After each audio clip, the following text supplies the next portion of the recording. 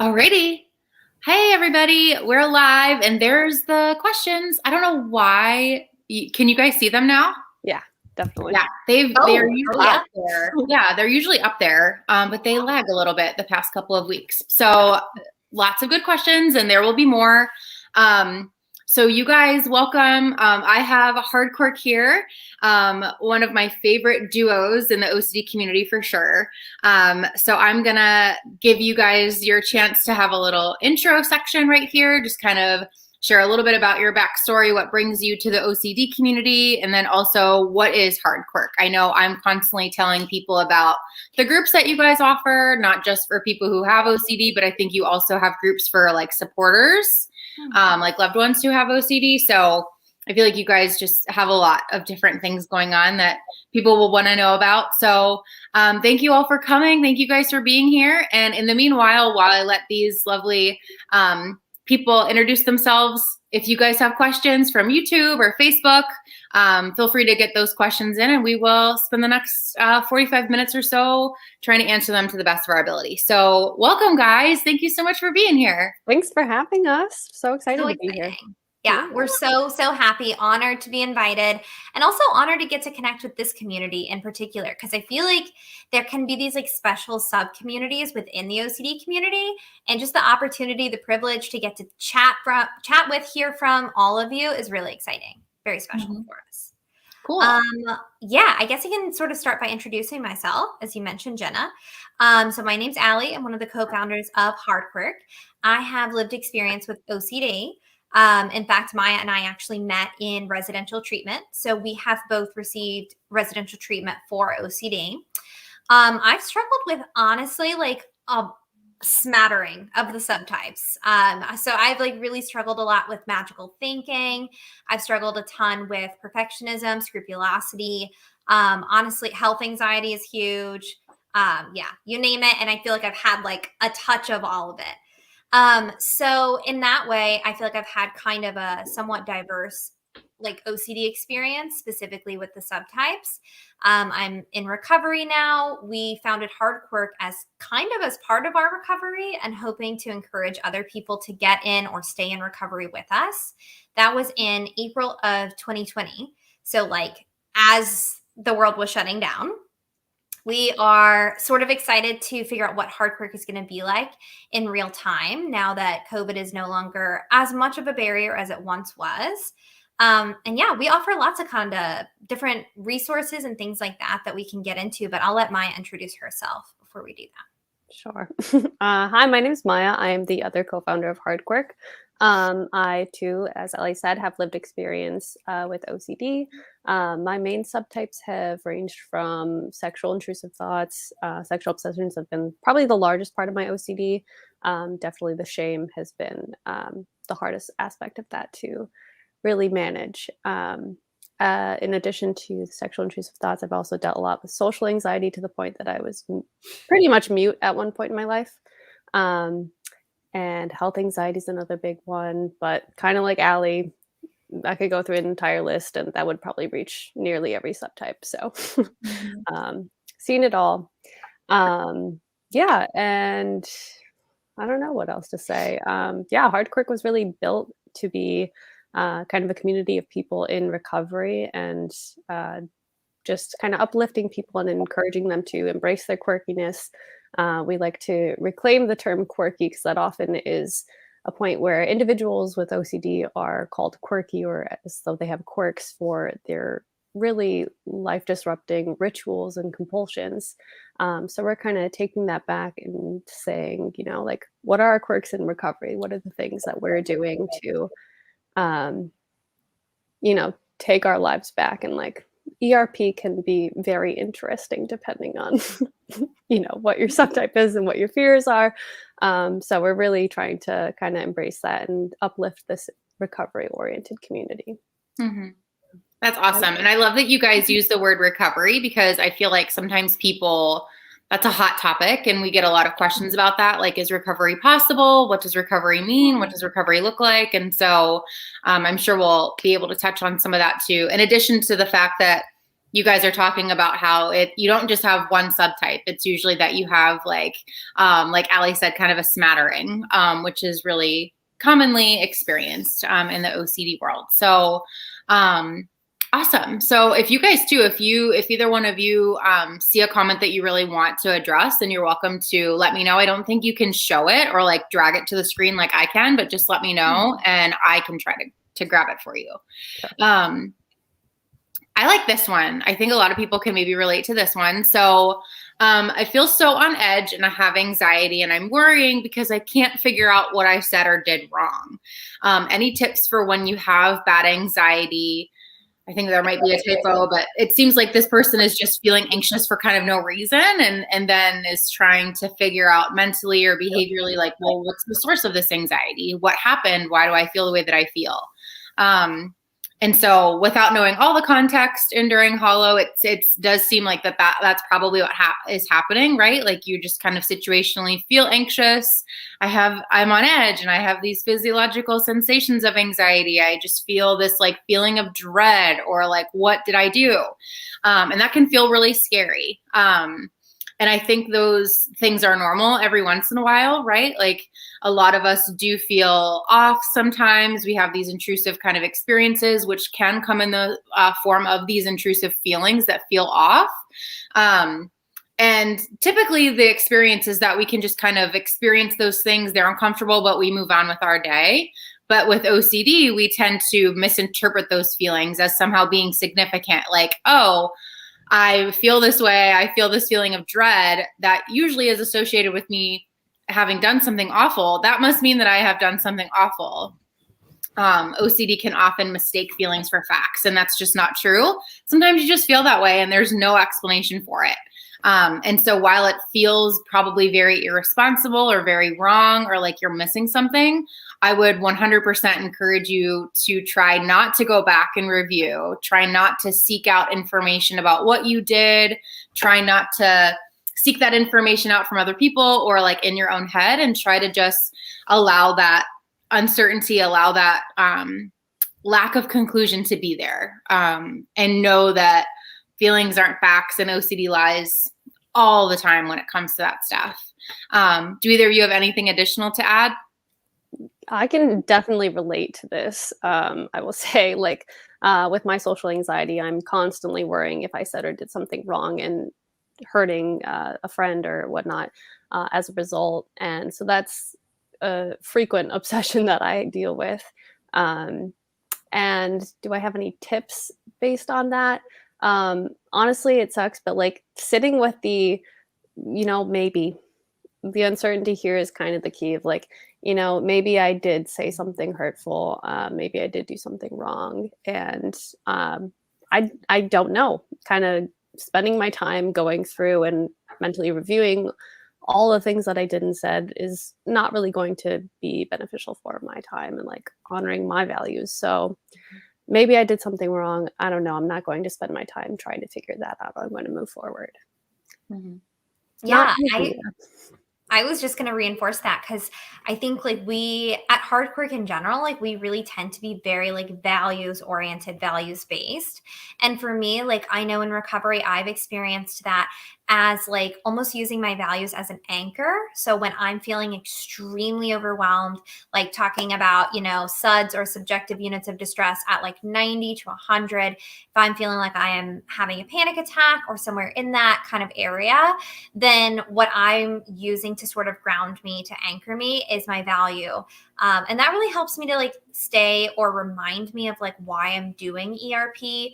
For example, like in that kind of sample that Maia used, like you could totally engage in that ritual of reviewing whatever it is you might have said or done, trying to figure out if you can identify like if you upset someone, how you can sort of go back and fix that.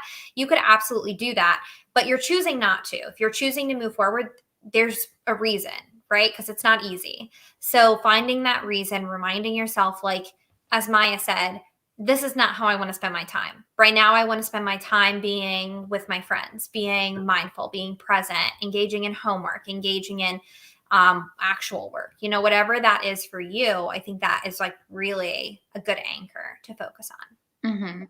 so many good things, so many good pieces of these responses. And we're already getting lots of thank yous. And thank you guys again for sharing your experience. It's one thing to hear it from me, but it's something completely different to hear it from people who have lived this experience, who have like gone through hardcore ERP and have come out the other side and are in recovery right now. So awesome. Awesome question. Hardcore is a good word for it. What's that? Hardcore is a good word for it. Yes. Hardcore ERP. Mm-hmm. Yes. Hardcore. I always do that. I always find a way, like I try really hard not to use that word when I describe ERP, but I always end up finding my way back to that word, hardcore. It's the best word to describe it, unfortunately. I kind of like it. Yeah, I'm like hardcore. Like, I'm like a hardcore therapist. It's pretty much what it is. Which I love. I kind of love it too. All right. Okay. Here we go. Congratulations, Mary. Woo. We got to answer Mary's question.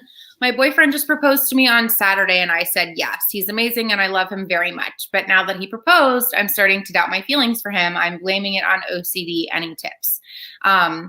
First of all, too, I always try to say this in the beginning of lives, that while this is very obviously about relationships and about like this type of OCD, what we say, like what Maia says, what Ali says, what I say, it applies to all of you guys, right? Like it applies to all different subtypes. So like using values as your anchor, like that's not just for the last question, it's for everybody. Because all of these tips and tricks, they do work across the board. You'll just have to tinker with them and tailor them to meet your needs. But Mary, first of all, congratulations. And what an advantageous little jerk OCD is, right? Like taking advantage of such a wonderful opportunity for you, taking advantage of what should be like a really great, beautiful, happy, and joy-filled moment. But unfortunately, knowing OCD and how it works, like we could have probably predicted that this was going to happen, right? Because we know that OCD is just such an advantageous jerk. It likes to prey on what you value. It likes to prey on commitment and anything that's uncertain. It likes to prey on things that you feel responsible for. And so, yeah, I can validate that. Like saying yes to a proposal like that, that's a commitment. And OCD does not like that because in our society, that's viewed as 100% and stuck and whatever. And so, yeah, it's the perfect breeding ground. It's like a petri dish for your OCD to just latch on and take hold and doubt. But it doesn't necessarily have to stick, right? So depending on how you interpret all these things, depending on how you respond to it and whether you can nip it in the bud, I think can really dictate what path it goes down. So I would encourage you, like, as you have those doubts, as you have those intrusive experiences in whatever form they come, as you have those questions, like, do I actually really love him? Or, ooh, I didn't feel that great about that date, or I didn't like him in that picture. Like, just try not to answer the questions as much as possible. Just try not to answer the questions and just try to not ritualize through this. And I know it again, it might feel irresponsible. It might feel like you're missing something, but I encourage you to really take hold and try to stake your claim on this fork in the road right here and really try not to give OCD any air to breathe. I know that I think it will pass, right? Like as you continue to resist your rituals and as you continue to try to sit with that anxiety, my hope is that you learn that it's okay to have a little bit of that uncertainty. You don't have to respond to these intrusive thoughts in the moment, and it will pass. What do you guys think? I'm going to revert this to Allie. Oh, wait, no, other way. I know, we're flipped. Other way. Yeah. Yeah. Well, it's funny because I also am engaged and I've been engaged for a year now, which is ridiculous. I can't even believe it. So many things happened at this time in your life last year. It's wild. It's truly wild. But so I actually didn't experience this initially upon getting engaged. But as I started getting really serious about planning my wedding, doing things like buying the wedding dress, things like that, I noticed, like, not so coincidentally, my OCD, like, kind of went crazy a little bit with relationship OCD. So I started really struggling with a lot of thoughts of like whether or not I was in the right relationship, whether or not, and this is like sort of getting into sexual orientation OCD because I'm engaged to a woman. So whether or not I was like gay enough to be marrying a woman, what that is, I don't know. So there's kind of like all of these other thoughts that were coming into play and making me feel really confused and really disoriented. It was very easy for me to understand how my OCD latched onto it, as Jenna kind of pointed to as well, because like for me, that was a feeling of stability, of excitement, of fulfillment, of accomplishment, of hopefulness for my own future and the things that that could hold. So OCD naturally is like, no, I'm not happy about it. Hops in. And I really struggled because a big part of where I got stuck was ruminating about whether or not it was OCD, whether it was OCD or genuine, kind of that obsessing about obsessing cycle. And basically what I found was that there really is no answer. Like to this day, I don't know if those thoughts were or are OCD. I don't know if maybe there's something instinctual somewhere that's telling me that this marriage is not going to work or that it might work out badly. But what I know is that as of today, I am so happy in my relationship and I'm so fulfilled and I'm so excited about the things that we can have together. And that can be true at the same time as those intrusive thoughts. So, I mean, that's really not a tip, unfortunately. There's not a whole lot of tips with OCD, but I think that there can be some kind of relationship in understanding that like you are not going through that alone. Mm-hmm. Yeah, absolutely. You got 2 likes. Oh, thank you. You got 2 likes. Yeah, I mean, it's just tricky. Well, and I think this just goes to show that like it's never going to be enough for the OCD, right? So like Allie, you got engaged and then you started to doubt the dress and when the dress came, you started to doubt when it started to become that, right? Like probably gonna creep up again when you have to make other big decisions and other big areas of commitment. So Dr. McGrath goes over a really good, like Charlie Brown analogy, like how Lucy always like picks up the football for Charlie Brown. I don't know if you guys know Charlie Brown. Not that well. But not well enough to he goes over this analogy, like how OCD is like Lucy. Lucy always like picks up the football last minute. And she always tries to convince Charlie Brown, like, Charlie Brown, I will let you kick the football this time. I promise no matter what I've done in the past, like I will let you kick the football this time. And like 300 episodes later, she continues to like pick up the football last minute and Charlie Brown tries to go and kick it and he ends up swooping on his back. And Charles Schultz, the author and the creator of Charlie Brown, eventually came back and said in an interview, like Lucy was never going to let Charlie Brown kick the ball. Like that was never going to happen. She just continued to remanipulate the situation and, hold that carrot in his face and then let him fall on his butt. And that was always going to happen. It was going to happen again and again. And that's OCD in a nutshell, right? Like OCD tells you that like, hey, like you felt okay about that decision, but like now is your last chance. You're buying the dress. Like this is your last chance. Yeah. And then as soon as you like get that reassurance, or as soon as you go and Google, or as soon as you go and like ask your spouse, or as soon as you go and, whatever, as soon as you're out of this relationship, then you'll be fine. And it's like, no, OCD was never going to be okay. OCD was never going to be satisfied. OCD was never going to allow you to kick the ball. Like you have to just call OCD out for its BS and say like, sorry, Lucy, like you can go ahead and keep putting the ball there, but I'm not participating in this game anymore. Because it was never going to be satisfied in the first place. Oh, that's a really cool metaphor. Thank you for sharing that. Yeah. I was never a Charlie Brown person, but now I am. That analogy. I think about that actually a lot because I think the inverse is true too, where like OCD is like, you better do it. Like this time, like this thing you're not going to be able to do, like this obstacle, buying the dress or picking the date or picking the venue. And every time I go through and I'm like, actually, I am following through on this and I do it, then OCD is like, okay, fine. But like next time the threat is real and this time it's legitimate and the concern is different. And like, Honestly, I feel like the system is always setting me up for failure, which OCD absolutely is, because it's like a lose-lose situation. You lose if you ritualize, because by the way, you're still super anxious all the time and you get sicker, and you lose if you basically, it's just like, yeah, it's a lose-lose situation. You can't win if you are ritualizing, and you can't win if you're, oh, I got confused. I lost my train of thought.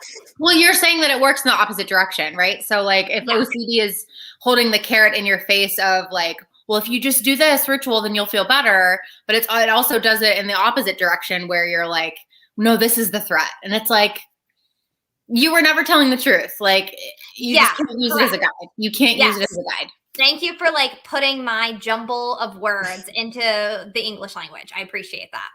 I love it. Everyone's here for it. You still got you got the 2 likes. That's all. Nice. Yeah, everyone's loving it. Everyone agrees with my description of OCD being an advantageous jerk. Yes, everyone loves Mary and is congratulating Mary. So that's the important thing. Oh my gosh, so many good questions. I have to go to you guys for this one first. So how do you all prioritize continuing ERP exercises for your mental health? I think when my symptoms regress more, I feel like I can't think of ERP exercises to do and want to make the time, but I can't. So I can speak to this a little bit too. I don't talk about this often because my therapist side like always outweighs. It's just like the mode that I'm in 24/7. But I also have lived experience with postpartum OCD. So I went to an ERP therapist myself. My son's now 3.5, and I too would say that I'm in recovery. I feel like I've always been an anxious kid, but it definitely like hit like a thunderbolt, hit like a slap on the face when I had my kid. Sexual intrusive thoughts, harm intrusive thoughts. I would say too, relationship stuff, which I always thought relationship OCD was just with your partner, but I was like, why the heck not? Like, why the heck not with my kid? Like that's still a valued relationship, and it totally just fit. So I definitely want to hear your guys' responses to this too. I just like get into like lived experience mode from therapist mode. Definitely. Allie, I don't know what you have to say, but I think for me, a lot of things for ERP kind of come up naturally in a way where like, you know, daily life for a lot of us comes with constant triggers. And so it's those in the moment times where you're approached with something unexpected that's a trigger, and seizing the opportunity to do the exposure versus stay in your comfort zone and ritualize. I mean, yeah, that's what I was going to say too, because it's like for so many of us, like our activities of daily living, or ADLs as they're often called in like treatment settings, are themselves ERPs, or how we do them are ERPs. I know for me, like every meal, every snack, drinking water, drinking anything really, that can be an ERP. So there's like all of these constant opportunities. What I've learned in my like time specifically outside of treatment and still being in recovery is that I actually really need both structured and impulsive or kind of improvised ERP. So I was really struggling, like it sounds like sometimes you do. I was really struggling with like how to make that a part of my new routine, how to fit that into my schedule. And what I found honestly was like a huge piece of that was accountability. So if I could be accountable to a friend, if I could be accountable to my therapist by setting goals, texting them, kind of coming up with a system together, if I could be accountable by, you know, creating an hour 3 times a week in my planner specifically for ERP, that those kind of small behavioral changes made a huge difference for me for how to kind of continue incorporating it. Mm-hmm. And I think too, one of my favorite parts of being an ERP therapist is teaching my members or my clients how to be their own therapist. And so like I never wanted to be a therapist. I always wanted to be a teacher. And so I think that's why I like being an ERP therapist so much, because so much of it is teaching. And so I think something that I try to teach my members so much is like, asking them routinely, like, well, what's coming up for you in the next week, or what's coming up for you in the next 24 hours? Like, okay. And they'll identify like, well, I'm really nervous about this. And I don't know how this is going to go. And, I'm worried about ritualizing in this way and da-da-da. And I'll say, okay, like those are really legitimate things. What can you do to make an exposure out of that? Like what way can you make that into an exposure? And maybe that comes in the form of like, on my way to work, I'm not going to ruminate. I am going to stay focused in the present. And anytime a rumination thought comes in my mind, I am going to try to redirect it and treat that like an obsession and not answer that question the whole way that I'm driving. Or you take whatever it is that you're ruminating about. Maybe you are, I don't know, you're ruminating about, like Allie was saying, ruminating about the relationship. Maybe you look at a picture of someone else that you find attractive. Maybe you look at a picture of, or you try to do like a worry script, right? Like you could do an ERP around a worry script. Where you're in a different relationship and you're happy, or maybe you're in the same relationship and you're not happy, right? Like you just got to start being a little bit creative and just kind of like brainstorm and word vomit a little bit, and eventually some good ideas will come out. So I think too, like one good way, I think you just have to be very vigilant on calling yourself on your stuff. Like one of my big avoidances, one of my big rituals whenever I was struggling with my son that still lingers now is I didn't want to be alone with him. Whenever I was alone with him, there was a lot of potential, like, what if I did something? And like, just a lot of sexual and harm intrusive thoughts. And I always just felt as soon as my husband's car pulled into the driveway, I was like, cool, I'm in the clear. Like, at least my husband's here. So anytime that I had to be alone with my son, I always was like, it was just like this dread, this dark cloud feeling. And even though I've gone through ERP, like I've gone on weekend trips alone with him. That was an exposure that I did a couple weekends ago. Like him and I just alone together on a weekend, spending 2 nights in a hotel together. Like that was an exposure that I did a couple weeks ago. Still going to get him from daycare sucks for me so bad. And every day I find myself like checking my phone one more time before I leave the house, or stopping for one more snack before I go and get him, just trying to like reduce the amount of time that I'm alone with him. And you just have to be very vigilant on calling yourself out. Like, whoa, I don't need a snack right now. I'm literally going to do that just so I can avoid going and getting him from school because I'm scared of being alone with him. Like, nope, I'm going and getting my butt in the car. And so it's in the moment. So that's how I prioritize continuing doing exposure exercises. It's about like just being very vigilant and like almost having a bird's eye view of like, what am I doing? Why am I going to get that snack? Why am I looking on my phone right now? Why am I driving the speed limit for the first time ever on my way to daycare instead of like 5 or 10 or 15 over? Yeah. And you just have to challenge yourself to do the opposite. Mm-hmm. Something I would add really quick is also just like establishing yourself in this community and kind of like showing up for like support groups and other resources and just like being involved in this community, because I mean, at least I found that like being a part of this community is like a huge part of sustaining my recovery, and like having other people there to both listen and support and hold you accountable, honestly. All those things have also been a very good resource. Mm-hmm. Yeah. Yeah, I agree. And I almost think it's like, I've like adopted this culture as almost like a lifestyle or a new way of thinking about any anxiety. Mm-hmm. So like whether it's OCD related, whether like it's like a family member or my spouse who's asking me for reassurance, like I do tend to be like, I've sort of adopted this entire mindset around like, actually, like I can do anything that I want to do that's sort of related to or driven by my values, regardless of the distress that it might bring on. Like I can tolerate that. And that's a really cool and kind of empowering thing that I think is very cultural to like this community. So when you're involved in this community, as Maia said, when you come to support group, when you're posting on forums, when you're on social media, like it's a great reminder of like, okay, we're all out here like having intrusive thoughts about being a pedophile and doing really scary stuff, because it's not exactly something you can relate to with everyone that you come into contact throughout the day. So I think that's a really big one too. And part of our mission at Hardquark has been providing at least some of those things in a way that's super accessible, in a way that doesn't cost anything or is very low cost. Our support groups right now are completely free, and we're open. So we are welcoming people in anytime that they want to come.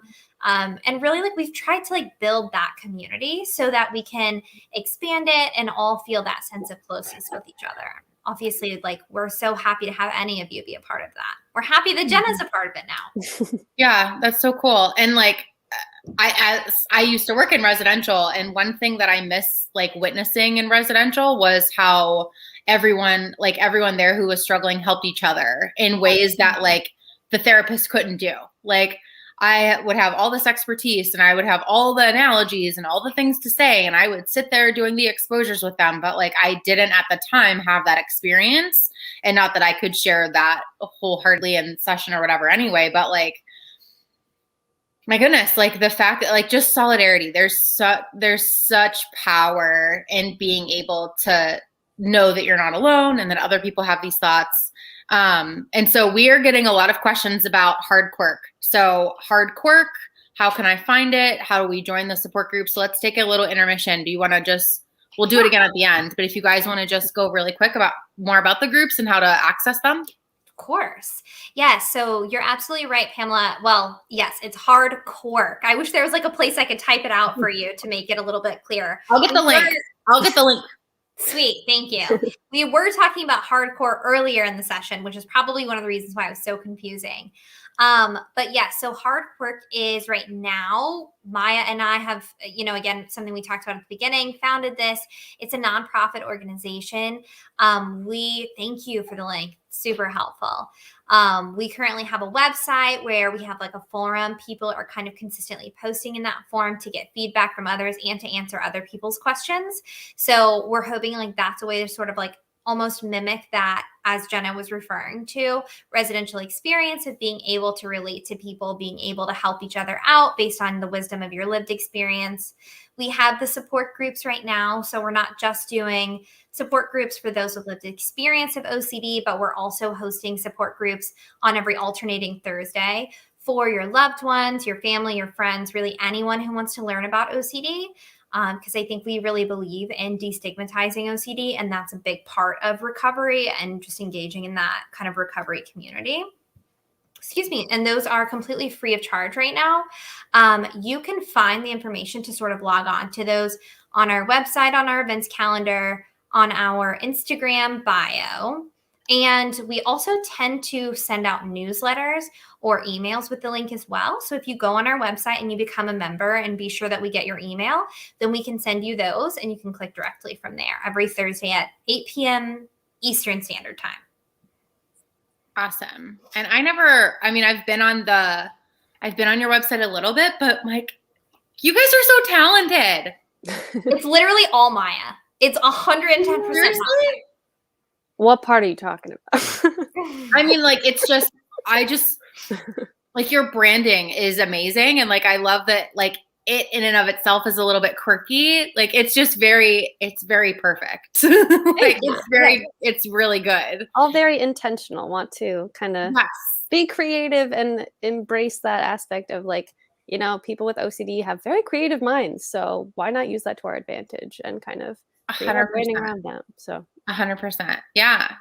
Newsletter, the events calendar for you guys to access groups. So I put the links in, and we'll obviously when we wrap up here, we can go over it one more time for people. But a couple more questions. There's a lot more questions. Mm-hmm. Yeah.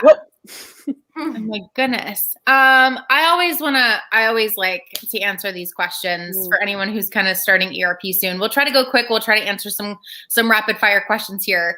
I'm starting ERP soon. I'm really nervous. I know that's not really a question, but my best advice is to not let OCD doubts about treatment get in the way. To just try to be open about the experience, to try to not let OCD, because it's typical sometimes for OCD to make you doubt treatment. Like, oh, I don't actually have OCD, or I'm just an imposter, or no, this treatment isn't going to work for me.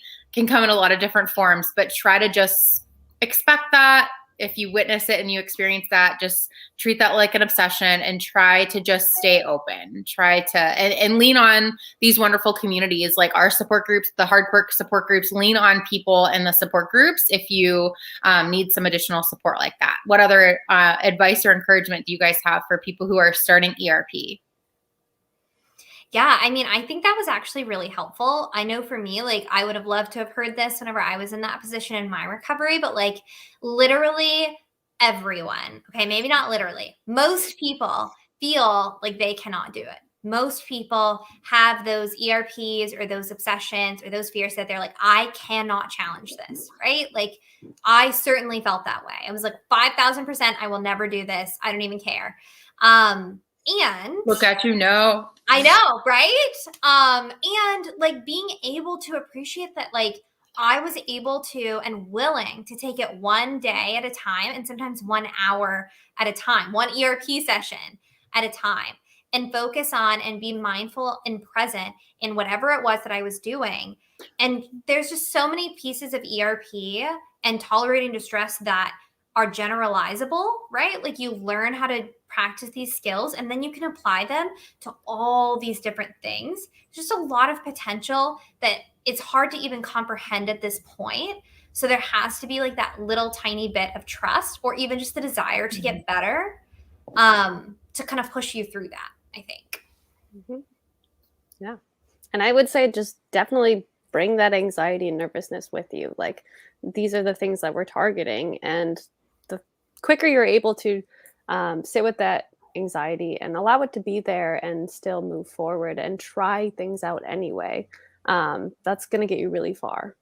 Mm-hmm. And Ali said these things generalize, and in treatment you learn a lot of things that maybe you're targeting one subtype or something, but the skills generalize to every area of not only OCD but your life.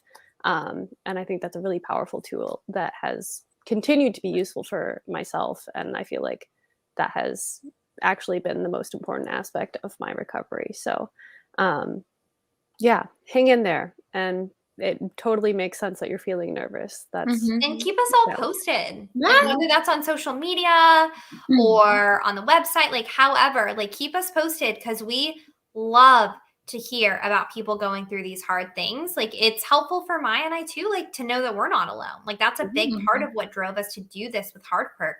Every support group that we facilitate, like I find beneficial. I'm encouraged, I'm strengthened by hearing all of your resiliency. So yes, absolutely keep us posted. Yeah, absolutely. Couple more rapid fire, touching on depersonalization and derealization as a part of OCD and high anxiety. So this is also just a physiological effect of high anxiety. It's just a threat response or like a fear response from your brain.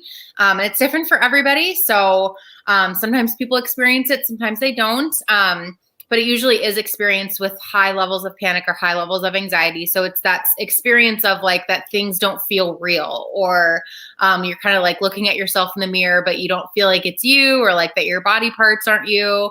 And so everyone gets really, really kind of tripped up on depersonalization and derealization, almost like that somehow that's a separate set of physiological responses, like that these two things require a different response somehow than like shortness of breath or any other fight or flight response, right? But as scary as they are, and it seems totally counterintuitive, and people will want to punch me for saying it, but this is one of those things that you only win when you stop fighting.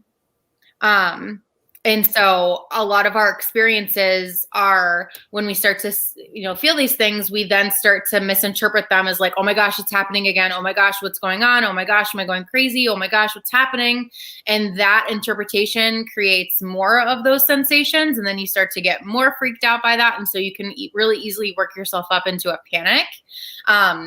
The other analogy that I'll go off of here when it comes to panic, especially these two sensations or symptoms, when you're at this point, it's kind of like you're in a car and the brakes don't work.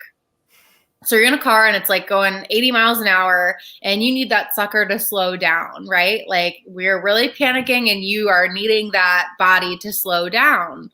But what you're trying to do in that car in an effort to slow it down instead of just taking your feet away from the pedals, you are arbitrarily like trying to hit the brakes, but you're actually hitting the gas. And so instead of like the brakes don't work, the brakes are cut, right? In your effort to try to slow down the car, you are actually accidentally hitting the gas. And so what we need to do is actually just remove our feet away from the gas pedals so that we don't unintentionally hit the gas. And we need to just allow it to slow down on its own. And that seems like the last thing in the world that you want to do when you're really, really, really, really, really freaking out. But anxiety truly is one of those things. These sensations are truly one of those things that you only win when you stop fighting. You have to, just like any other sensation, just like any other, intrusive experience or anxiety response, just allow them to be there. Know that it's uncomfortable, but it's not dangerous and that they'll pass just like any other thing. What do you guys think? This trips people up a lot. Yeah, I just have to mimic exactly what you said, honestly. Yeah, like that experience is going to be happening whether or not you obsess about it. So why not waste your energy and your just emotions like getting caught up in that cycle of just worrying about it? Allow that experience to be there and move forward in whatever way that you can. It is extremely uncomfortable, and you can validate that for yourself, absolutely. And just being able to sit with it and allow it to be there until it subsides. I've definitely been in this situation, and it's scary and uncomfortable. And truly, as Jenna was saying, it only really starts to fade away when you stop attaching to it. Love it. Yeah, I mean, I had a very similar experience too. I've like found this particularly very challenging. I like some of the people that I think are kind of speaking about this in the comments would get really like distressed because I would be like, nope, this is different. This is a different circumstance. I feel so weird right now. I feel like I don't exist. I don't know if other people exist. Like what's happening? And just really was like feeding into that full blown kind of panic response. And I mean, that does still happen sometimes, right? Like, I think that's the radical acceptance part of it. The acceptance part in general is like, as Maia said, like, this is really uncomfortable and this is happening either way. This is an unavoidable experience. How much more challenging do I want to make this? Like, how do I want to respond to this? Because I do have a choice in what I do next. So yeah, just kind of mimicking that and also just recognizing like you're absolutely not alone in that.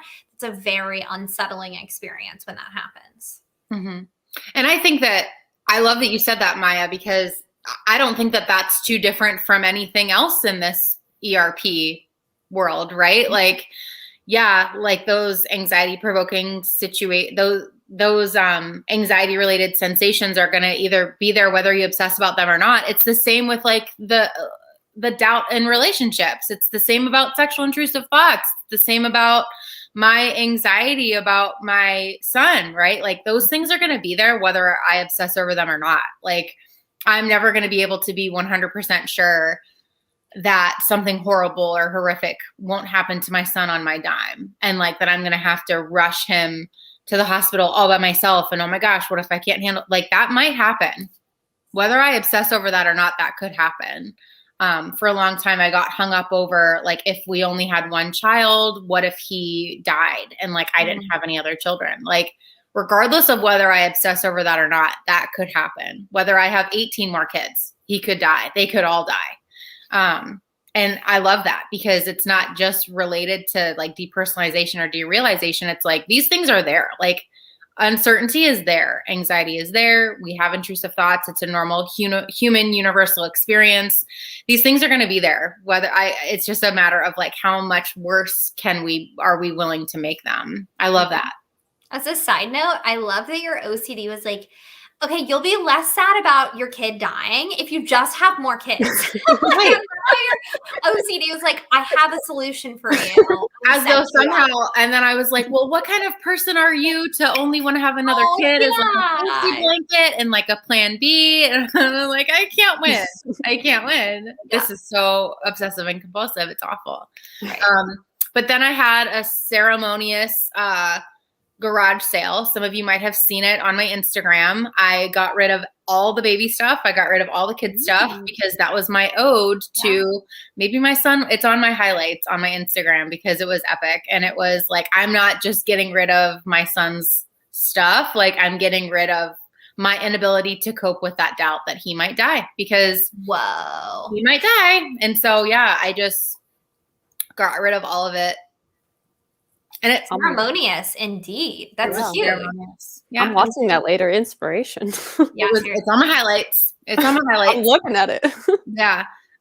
One more. Do you have time? I forget that it's an hour behind for you guys. Let's do one more super quick question. Yeah.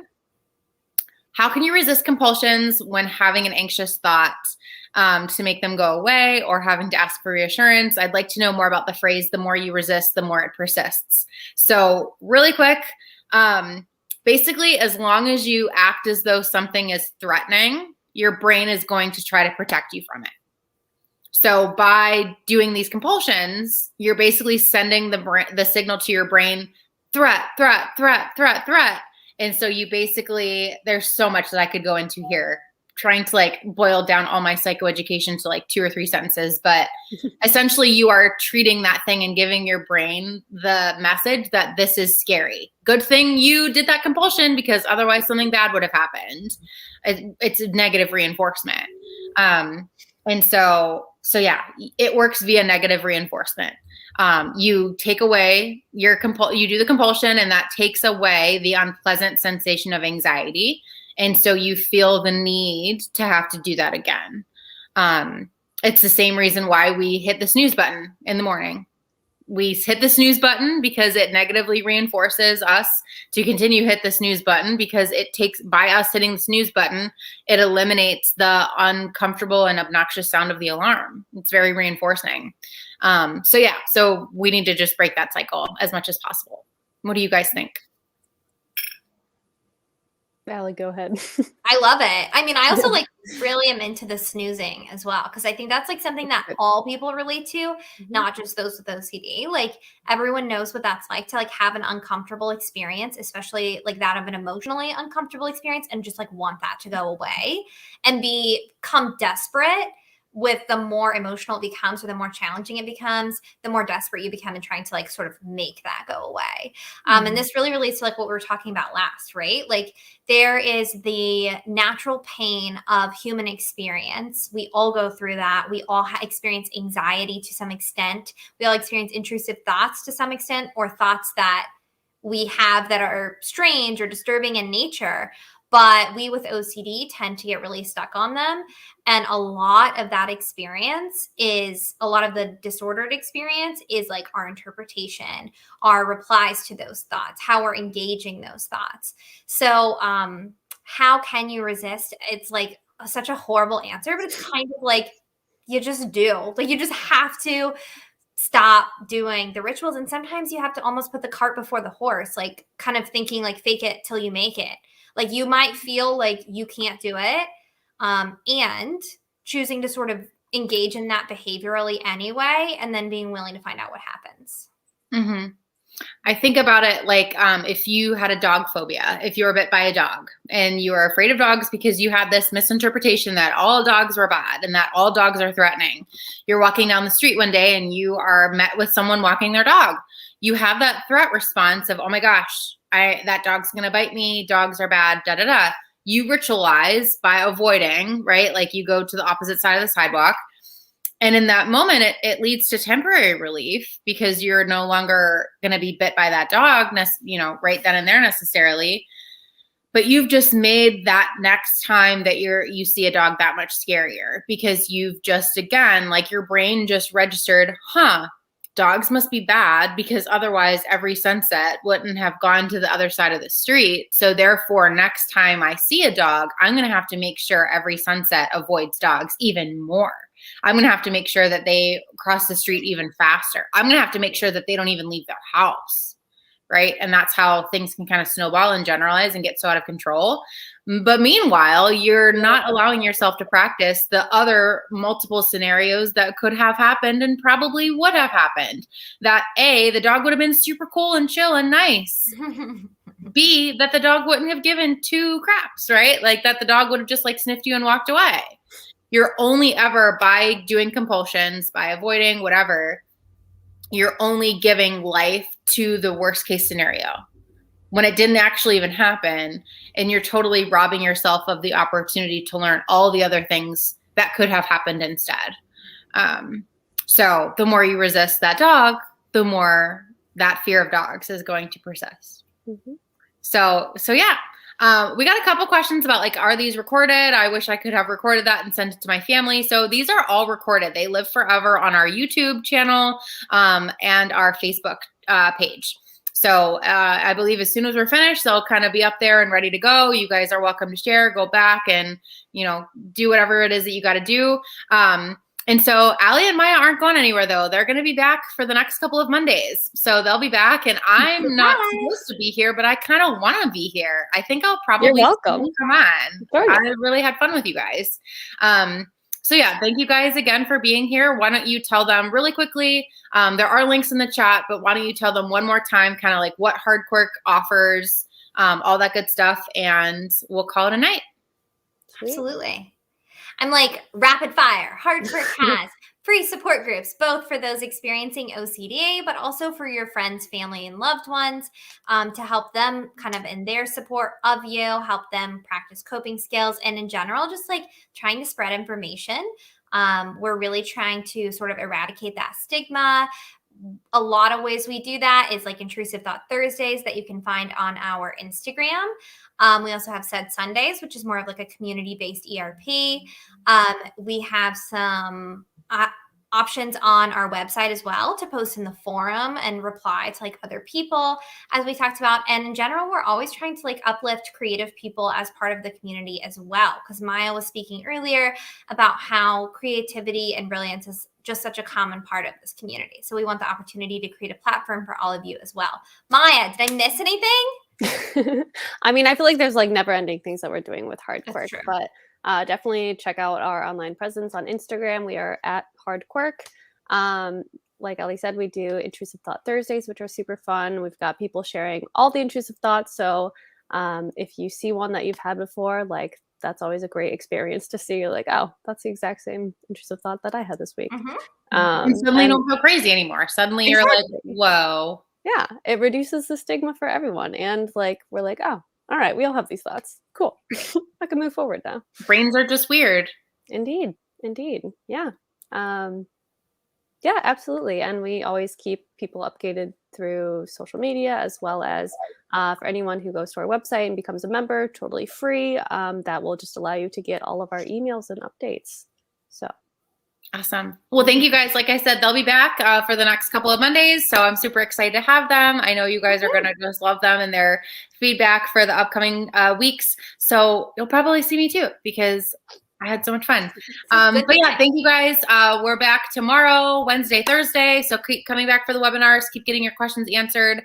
And Maya and Allie, thank you guys so much. I know it's an hour later for you guys. So you're probably so tired. It's our pleasure. Thank you. Yes, Jenna. thank you so much for having us. Thank you guys. And best of luck, everybody, in your recovery. Bye, guys. Bye.